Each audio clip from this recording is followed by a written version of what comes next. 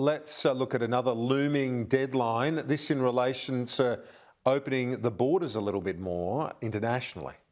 Yes, another big decision expected to be made this week, likely to be whether or not international students and skilled migrants will be allowed in from December 15 after Scott Morrison put in place a 2-week pause on the measure because of the Omicron variant after announcing it was all opening up December 1.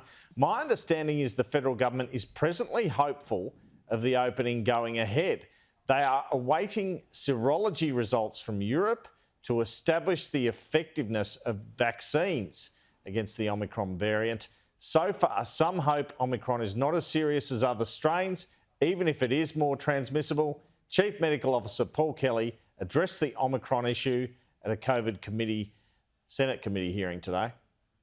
At this stage, we have no definite signals anywhere in the world that the Omicron is more severe than any other of the variants that have preceded it. Investigations in regards to vaccine effectiveness are continuing. We expect to have more information, including from Australian laboratory scientists, during this week. We are not looking to stop the entry of this variant, but rather looking to slow down its transmission into and within Australia as we have time to learn as much about it as we can to guide our ongoing public health response.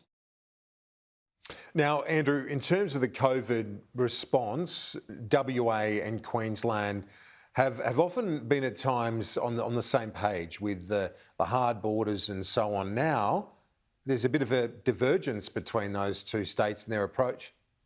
Such a divergence emerging yesterday, Kieran. It feels like a really defining day yesterday when it came to Australia's state borders. Queensland Premier Anastasia Palaszczuk saying her state is opening up to the rest of the nation next Monday, but an Ashes cricket test match being taken off WA in a real blow to that state and a line in the sand moment on the WA border. It said there is a state of mourning in WA over this, despite the aversion of the population to any COVID. And there's the front page of the West Australian, the 12th man, you're out of the team, your test match is off.